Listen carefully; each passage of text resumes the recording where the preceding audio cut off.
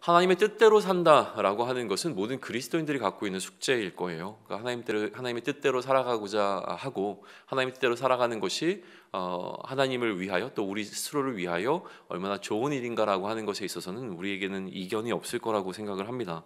하나님의 뜻대로 살기 위해선 기본적으로 하나님의 뜻이 무엇인지를 알아야 하고요. 하나님의 뜻을 알기 위해선 하나님께 질문해야 합니다. 그러나 우리는 하나님의 뜻을 분별하는 데 능숙하지 않습니다. 미숙함은 늘 우리의 확신을 흔들어 놓게 되어지고 우리는 무언가 우리의 확신을 갖기 위해서 애쓰고 노력하게 되죠.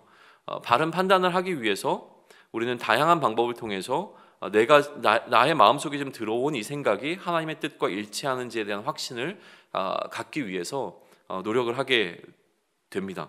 그중 가장 우리가 좋게 생각하는 방법은 무엇이냐면 내가 지금 생각하고 있는 것을 믿을 만한 사람들에게 질문해서 그것을 통해서 확신을 갖는 방법입니다. 많은 사람들에게 의견을 묻는 것이죠. 그러나 하나님의 뜻을 묻는다고 주변 사람들과 상담하고 대화하지만 결국 자신이 듣고 싶은 이야기를 듣는 경우가 어쩌면 대부분일 가능성이 높습니다.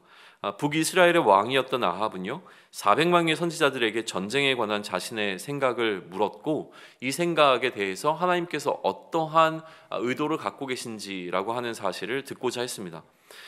그러나 단 한 사람을 제외하고 모든 선지자들은 왕의 승리가 하나님의 뜻이라고 이야기했고요. 기본적으로 왕은 전쟁을 하고 싶었고 이 전쟁을 통해서 어떤 지역을 정복하고 싶었기 때문에 이러한 자신의 생각이 하나님의 뜻이라고 이야기하는 사람들의 이야기에 귀 기울일 수밖에 없었습니다.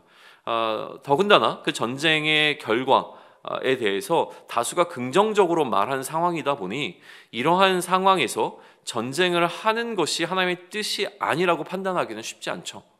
정황상으로 봤을 때 하나님께서 내가 나아가 싸우기를 원하시는구나 라고 하는 판단을 내리기가 훨씬 더 쉬운 상황이었습니다. 단 한 사람의 부정적인 조언은 400개의 긍정적인 조언에 묻히는 것은 당연해 보입니다. 그러나 결과는 단 한 사람이 예언했던 부정적인 결과로 마치게 되는 것이 오늘 역대하 18장이 우리에게 보여주고 있는 부분이에요. 결국 하나님의 뜻이라고 하는 것은 다수결로 결정되지 않는다는 사실을 우리에게 알려줍니다. 모르기 때문에 질문했고 모르니 물었더니 다수의 의견을 통해서 전쟁에 임하는 것이 좋다라고 하는 결과가 나왔는데 이 결과가 하나님의 뜻이 아니라고 한다면 그러면 우리는 우리의 삶의 결정을 도대체 어떻게 내리면 될까요? 모르기 때문에 물었고 물은 그 결과 굉장히 많은 사람들이 이것이 옳다라고 이야기를 해서 그것이 하나님의 뜻이라고 결국은 결정하고 행했지만 나중에 결과를 보니 그것이 하나님의 뜻이 아니었다라고 한다면 도대체 우리는 하나님의 뜻을 어떻게 분별할 수 있겠는가라고 하는 굉장히 어려운 질문 앞에 서게 되어집니다. 하나님의 뜻을 보다 더 잘 알기 위해서 얼마나 많은 사람들의 지지를 받는가가 중요해 보이지는 않는다고 오늘 성경은 우리에게 이야기해주고 있습니다. 그러면 무엇이 우리에게 필요한가라는 질문을 다시 한번 던질 때 하나님의 뜻을 보다 더 잘 알기 위해서 우리가 먼저 해야 될 것은 나의 원함을 얼마나 잘 지우는가에 있음을 우리는 깨닫게 되어집니다. 지금 내가 원하는 것이 무엇인가가 너무나 선명하면 우리는 하나님의 말씀조차 나의 뜻대로 조작할 수 있는 능력을 갖고 있는 자들입니다. 듣고 싶은 말만 선별해서 듣고자 하고요.